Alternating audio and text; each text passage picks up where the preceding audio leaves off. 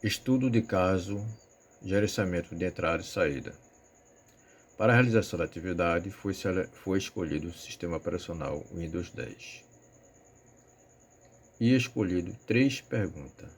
A primeira é: se o sistema operacional utiliza armazenamento e buff? A segunda, quais os algoritmos de escalonamento de braço de discos que são utilizados no SEO? A terceira é se o sistema permite o uso de Rider.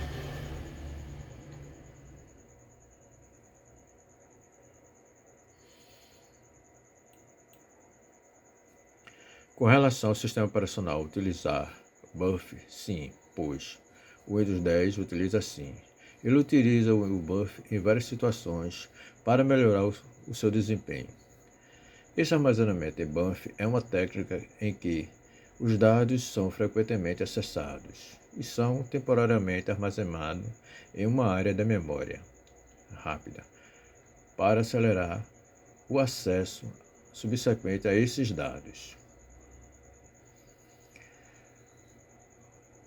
Quais as técnicas de armazenamento no Windows 10 podem ser utilizadas com relação ao armazenamento em buff? São 3. A primeira é cache, sistema de arquivo. A segunda é memórias de aplicativo. Já a terceira é cache do navegador e aplicativo. Cache do sistema de arquivo é uma técnica em que o Windows 10 armazena uma cache de arquivos mais acessado na memória. Com isso, esses arquivos podem ser acessados na memória em vez de ler repetidamente vezes o disco. Isso torna o acesso mais rápido na leitura. Memória de aplicativos. Essa técnica é uma técnica que consiste em os aplicativos mais utilizados podem armazenar buff de dados mais frequentemente utilizado em memória.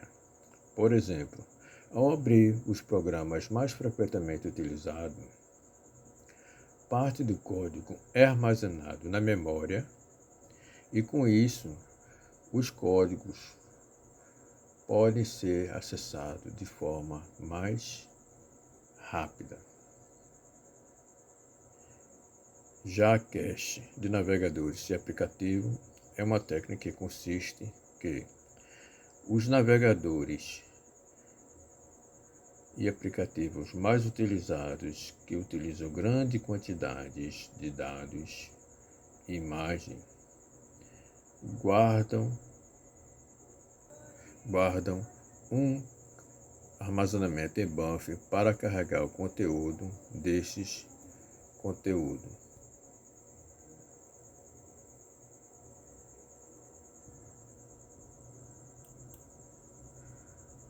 Já este slide faz referência a um processo de execução de entrada e saída no sistema Windows 10.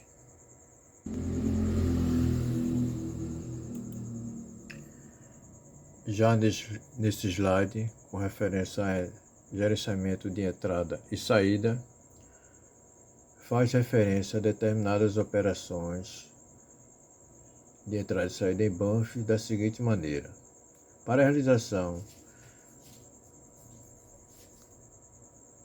uma solicitação de leitura e a outra de escrita, e a outra de solicitação de controle. Já os modos de operações de entrada e saída são divididos em 4, que é a entrada e saída programada, entrada e saída de via interrupção, entrada e saída de via de acesso direto à memória. O que distingue as 3, na verdade no caso são 3, entrada atendida que são 4, mas são 3. A primeira é executada praticamente pelo processador. Já a interrupção envolve a solicitação da CPU para um acesso a informações, que é feita através de interrupção. A controladora, por sua vez, lê a solicitação, interpreta e responde para a CPU.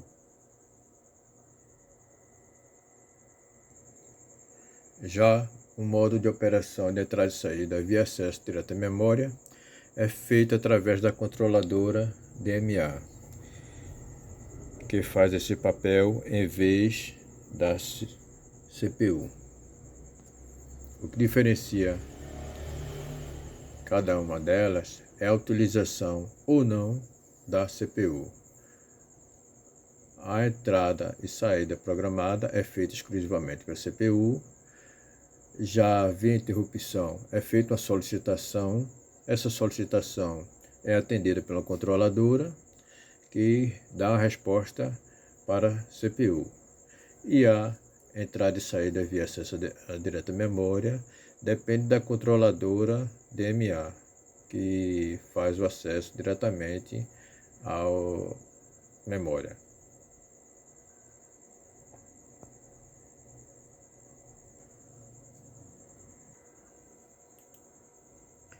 Já esse slide faz referência à entrada e saída, que é realizada através de uma solicitação de configuração de leitura para uma operação de transferência, com entrada e saída eBuff, que consiste em que essa primeira opção tem um local onde está o armazenamento eBuff, é realizada uma solicitação através de uma requisição de leitura. Se essa entrada e saída passar pelo gerenciamento de memória, que está na terceira opção, é executado. Caso não passe, ela retorna para uma requisição no item 6 e, por sua vez, retorna para o estágio 1. Mas caso ela passe, ela irá para o estágio 4, irá para um local de armazenamento, que, por sua vez, terá um drive de controle. E após a execução desse ciclo, que é na parte do controle do quinto estágio, a parte de conclusão, aí para o processo se repetir novamente, retorna para o sexto processo, que por sua vez retornará para a primeira estágio.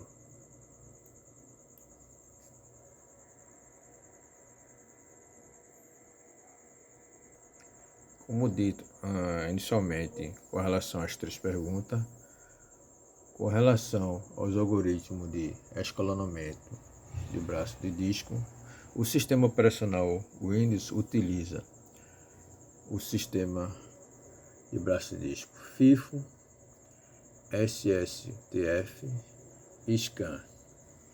O FIFO é um algoritmo que atende às requisições na mesma ordem que foram recebidas, o que pode resultar em baixa taxa de transferência ao longo do tempo de espera para algumas requisições. Já o SSTF é um algoritmo que prioriza a execução das requisições que exigem menor tempo de busca, otimizando dessa forma a eficiência do disco, mas potencialmente resultando em requisições mais longas aguardando para serem atendidas. Já o SCAN é um algoritmo que percorre um disco em uma direção específica, ou seja, do início até o fim, atendendo requisições ao longo do caminho e depois retorna à direção oposta, como dito, do início ao fim, né? Quando ele vai do início e essa requisição é atendida, ele vai até o final. Quando ele conclui, ele volta para o início. E isso resulta em um tempo de espera mais equitativas para as requisições.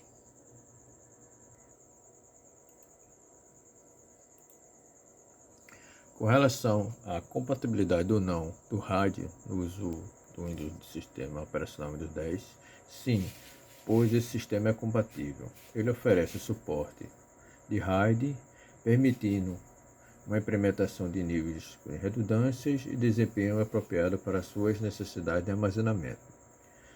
Já com relação a níveis suportados, usuários podem configurar conforme o perfil que deseja utilizar. Exemplo, pois o RAID nível 0, 1, 5 e 10 no Windows 10 Pro é de acordo com seus requisitos de desempenho e tolerância à falha. Com relação a funcionalidades e comandos relevantes, para fazer a identificação de dispositivos, utilize o comando disk part list no sistema operacional Windows. Já a criação de volume é realizada da seguinte forma: é utilizado o comando disk part create volume simples, com a especificação do tamanho e o disco. E para substituir o size é pelo tamanho desejado e disco pelo número do disco. Ou seja, a pessoa tem que formar o número do disco.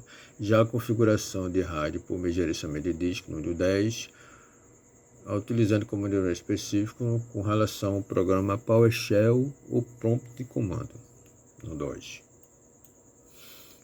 Já a vantagem das vantagens desse sistema operacional com relação à entrada e saída, a vantagem é que para realizar atividades tem que ter conhecimento técnico e configurações avançadas no gerenciamento de entrada e saída do Windows 10. Pode demandar conhecimento técnico especializado, o que pode representar um desafio para usuários menos experientes. E as necessidades tem que ter compatibilidade de equipamento para a realização dessas atividades, que pode exigir hardwares específicos compatíveis para superar de maneira eficaz, o que pode representar um investimento adicionais para a realização.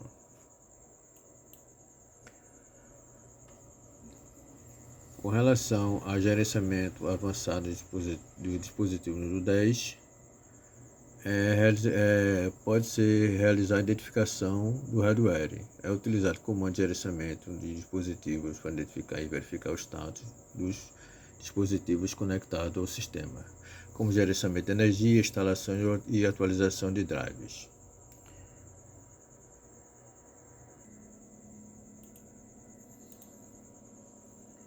Para a configuração e gerenciamento avançado de dispositivos no 10, pode acessar utilizando o painel de controle e gerenciamento de dispositivo.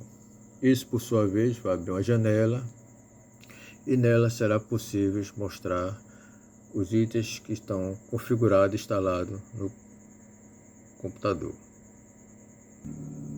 Para ter acesso à janela, é necessário clicar em Iniciar, digitar painel de controle,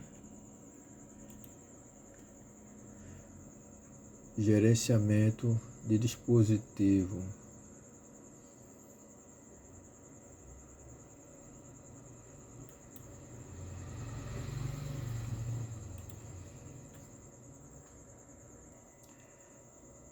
Gerenciamento de dispositivo. Clicando nele vai abrir a janela de gerenciamento de dispositivo. Esse, por sua vez, vai mostrar o dispositivo que o sistema operacional pode utilizar, o sistema de gerenciamento de entrada e saída, que é a placa de rede, placa de vídeo, que é um dispositivo de saída. Tem esses controladores aqui dos discos,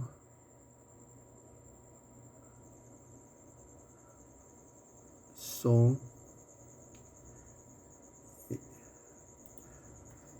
vídeo, que é placa de vídeo, que é um dispositivo de saída, e assim por diante.